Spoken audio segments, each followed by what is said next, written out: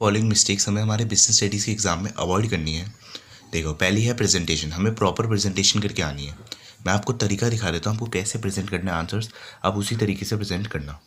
For example मान लेते हैं आपके लिए ये क्वेश्चन आता है एग्जाम में, ठीक है। तो आपको स्टार्टिंग ऐसे लिखनी है आंसर की। पहले आप तो ये आंसर नंबर लिख दोगे, जो सा भी हो, आंसर नंबर 1, आंसर नंबर 2, ऐसे बीच में लिखना और डबल लाइन डाल देना।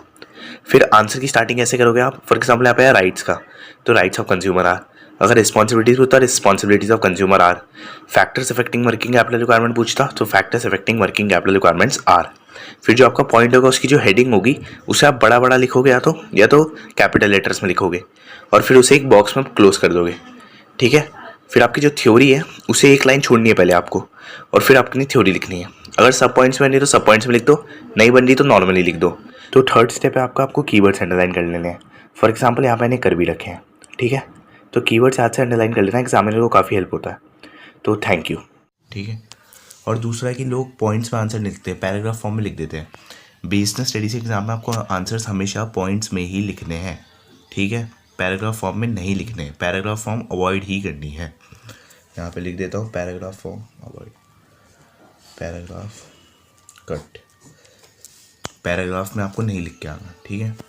Not underlining the keywords. Keywords को ज़रूर अंडरलाइन करना। बिजनेस स्टडीज़ के एग्जाम में आपको 3 घंटे दे जाएंगे, एकदम आराम से आप पे टाइम रहेगा, आधा घंटा उसमें रिवाइज भी करना और रिवाइज करते करते कीवर्ड्स को अंडरलाइन कर लेना, ठीक है। Not writing the headings of points. जो भी आप पॉइंट्स में आंसर लिखोगे उनकी हेडिंग्स आपको बना के लिखनी है, ठीक है। आपकी बुक में दे रखी होगी, उन्हें अच्छे से याद करना है हेडिंग्स को और उन्हें वहाँ लिख के आना। Not making diagrams if possible. अगर किसी भी क्वेश्चन में डायग्राम बनना पॉसिबल है तो ज़रूर ज़रूर ज़रूर बनाओ, क्योंकि अच्छा इंप्रेशन पड़ता है टीचर के सामने फिर, ठीक है। तो डायग्राम बन रहा है तो ज़रूर बनाओ। अब देखो, जैसे एग्जांपल हो गया आपका टाइप्स ऑफ लीडरशिप स्टाइल्स, उसमें डायग्राम बनता है तो उस क्वेश्चन में तो आपको ज़रूर डायग्राम बनाना है ही, ठीक है। अगला आता है not reading the question properly, यानी अच्छे से आपने क्वेश्चन पढ़ा नहीं, बस जल्दीबाजी में पढ़ दिया। और reading the question in a hurry and then writing wrong answers. देखो, आप जल्दीबाजी में क्वेश्चन पढ़ोगे तो आप मेन चीज़ जो होगी क्वेश्चन की वो गलती से या तो आप गलत समझ लोगे या भूल जाओगे, तो उस चक्कर में क्या हो सकता है आप रॉन्ग आंसर्स लिख दोगे। देखो, एक्यूरेसी पे फोकस करना है। बिजनेस स्टडीज़ के टाइम में, बिजनेस स्टडीज़ के एग्ज़ाम में टाइम बहुत होता है, बहुत ज़्यादा टाइम होता है, 3 घंटे, ठीक है। आपको एक्यूरेसी पे फोकस करना है। कोई भी जल्दीबाजी में आपको क्वेश्चंस नहीं पढ़ने, specially in case of case studies.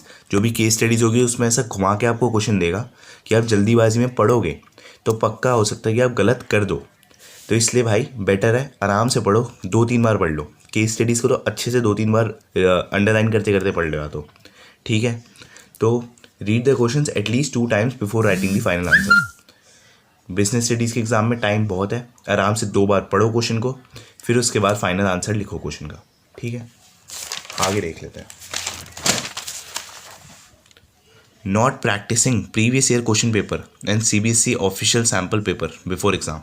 देखो, आपको कम से कम 5-6 प्रीवियस ईयर क्वेश्चन पेपर तो प्रैक्टिस करके जाओ ही, और साथ में जो CBSE का ऑफिशियल सैम्पल पेपर है 2022 से 23 वाला, जिसके मैंने सॉल्यूशन प्रोवाइड कर रखे हैं, मेरे चैनल पे आपको वीडियो मिल जाएगी अगर आपको देखना है, ठीक है। सॉल्यूशन चाहिए हो इस सैम्पल पेपर के CBSE वाले के तो आपको वीडियो मिल जाएगी मेरे चैनल पे, आप देख सकते हो। तो आपको प्रैक्टिस करना है प्रीवियस ईयर क्वेश्चन पेपर भी और CBSE का ऑफिशियल सैम्पल पेपर भी। एग्जाम के 1-2 दिन पहले भी करना और अभी भी कर लेना, ठीक है। अगला है try to learn all the topics as you don't know which topic is going to come in exam. देखो, ये गलती मत करना कि ये टॉपिक इंपॉर्टेंट है यही करूँगा, बाकी मेरे को इंपॉर्टेंट लग नहीं रहा तो मैं छोड़ दूंगा। इंपॉर्टेंट लग नहीं रहा आपको, आपके लगने से कोई फ़र्क नहीं पड़ता। अगर टॉपिक आना होगा एग्ज़ाम में तो आ जाएगा, इसलिए आप सारे टॉपिक्स को प्रैक्टिस करके जाना। अच्छा खासा टाइम है आप पे, अच्छे से याद करो, अच्छे से सारी टॉपिक्स को प्रैक्टिस करो। कोई टॉपिक इंपॉर्टेंट है कि नहीं वो आपको नहीं पता, एग्ज़ाम में आना होगा आ जाएगा, ठीक है। तो इंपॉर्टेंट ये सब वाली हरकतें मत करना, सारे टॉपिक्स को अच्छे से पढ़ना। काफ़ी टाइम है आप पे, अच्छे से पढ़ाई करो। और आपको कोई भी दिक्कत हो, कोई भी डाउट हो या कुछ भी हेल्प चाहिए हो तो आप कमेंट सेक्शन में लिख सकते हो, मैं ज़रूर आपकी हेल्प करूँगा, ठीक है। Thank you.